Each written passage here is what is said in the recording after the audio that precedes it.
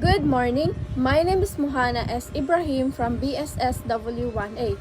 So today, I'm gonna explain the song that I picked that connected to my personality, and I'm gonna explain the draw that I drew.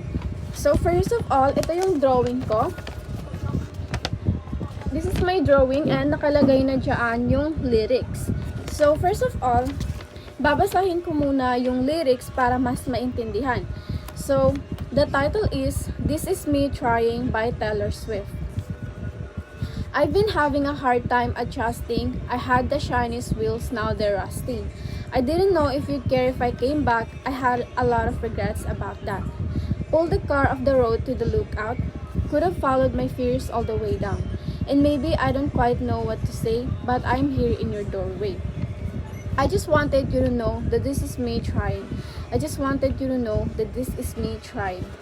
They told me all of my cages were mental, so I got wasted like all my potential. And my words shoot to kill when I'm mad. I have a lot of regrets about that. I was so ahead of the curve became a spear. Fell behind all my classmates and I ended up here. Pouring out my heart to a stranger, but I didn't pour the whiskey. I just wanted you to know that this is me trying. I just wanted you to know that this is me trying. And it's hard to be at a party when I feel like an open want. It's hard to be anywhere this when all I want is you. You are flashback in a film reel on the one screen in my town. I just wanted you to know that this is me trying. I just wanted you to know that this is me trying. At least I'm trying. Pinili ko ang kanta na to, aside sa favorite ko siya, sobrang nakaka-relate din ako, and I think it is connected to my personality. Yung personality ko ngayon is very connected, related sa kanta na to. So, from the topic pa lang, this is me trying. It talks about someone na masyadong nagsistruggle, nade-depress, may depression, vulnerable, maraming problema, and also parang napag-iiwanan sila sa buhay, but despite all of that, that someone is still trying. And that's why I picked this song, because me, everything that I do, or everything that I do in my life, I am always trying. I am always giving my all sa lahat-lahat, all my efforts para makuha ko yung gusto kong makuha. And from the lyrics dito, I've been having a hard time adjusting. I had the shiniest wheels, now they're rusting. So dito, masyado siyang deep.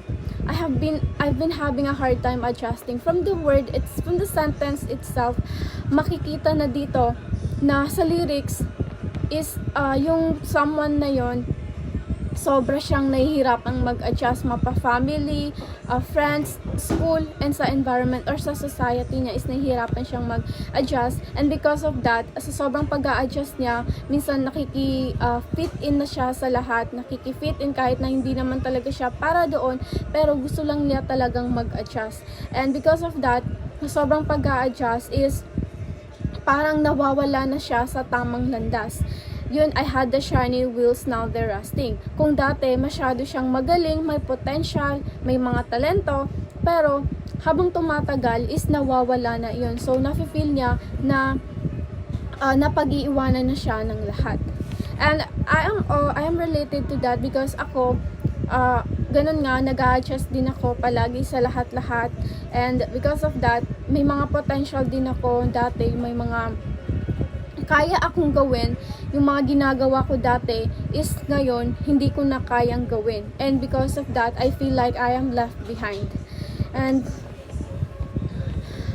pull the car off the road to the lookout, could have followed my fears all the way down. This is so deep because dito it talks about giving up. Nasa point na ng buhay na gusto nang mag-give up. And me, there's a point in my life that I also want to give up and quit. Pero, dahil sa goal, dahil sa may pangarap, is pinipilit pa rin na mag-show up and lumaban. That is, this is me trying. I still tried. They told me all of my cages were mental, so I got wasted like all my potential. So dito, ako, dito sa lyrics na to, I'm gonna explain this based lang sa buhay ko na lang kasi connected naman sila. So, ito naman is very deep din siya kasi ako, sa buhay ko, maraming mga taong, there's people na nag-invalidate ng feelings ko and sinasabi nila kapag may problema na sa iyo lang yan, nasa utak mo lang yan, hindi naman yan totoo. So, dahil doon, mas parang na-isolate ko yung sarili ko na magstay na lang ako sa comfort zone ko kasi hindi naman naiintindihan ng mga tao. So, it talks about mental. Dahil sa mga problems niya na naguguluhan na yung mental niya, nasisira na dahil doon. And hindi rin nakakatulong yung mga tao na sinasabi nasa utak mo lang yan.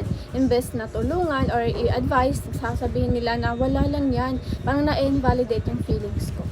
So, and my words shoot to kill when I'm mad. I have a lot of regrets about that. This one is I'm very related to this because there's some point in my life that I have a very strong anger issue. There's a time pa na nakasakit ako, muntik na ako makasakit dahil sa galit ko. And I did regret that. Kaya very connected yung personality ko dito because yun nga, sa lahat-lahat ng mga nagawa ko dati, I'm trying na hindi gawin ngayon kasi nga marami akong mga pinagsisihan doon. I was so ahead of the curve became a spear. So there's some point in my life that I think nare-reach ko na yung potential ko, but at the end of the day, bigla-biglang nababalik. So dito is sobrang deep and vulnerable side ito because ito talks about the potential opportunities na pwede kong makuha pero hindi ko nakukuha because of the lack of ability. Minsan yun nga, yung mga kaya kong gawin dati hindi ko na nagagawa ngayon. And fell behind all my classmates and I ended up here.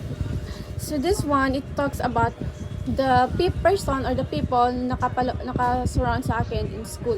Ito, kasi as a student, hindi talaga maiiwasan na ma-feel mo na napag-iiwanan ka, hindi ka makasabay sa mga kaklase mo, and doon mas nafe-feel mo na hindi ka magaling, wala kang kaya, hindi mo kaya yung kaya nila, and ganun din yung nafe-feel ko ngayon, and even before. Kasi sobrang nahihirapan ako mag-keep up sa mga kaklase ko dahil magkakaiba naman talaga kami ng capabilities and yung sa pag-understand ng mga subjects.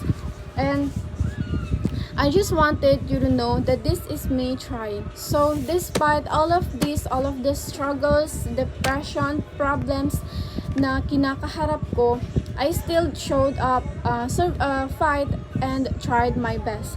So napakaganda ng song na to kasi it talks about hope. Kasi kahit na hindi natin alam kung ano yung mangyayari, I am still trying sa lahat-lahat ng ginagawa ko. I am still trying. Hindi naman talaga ako magaling, but I am just trying my best.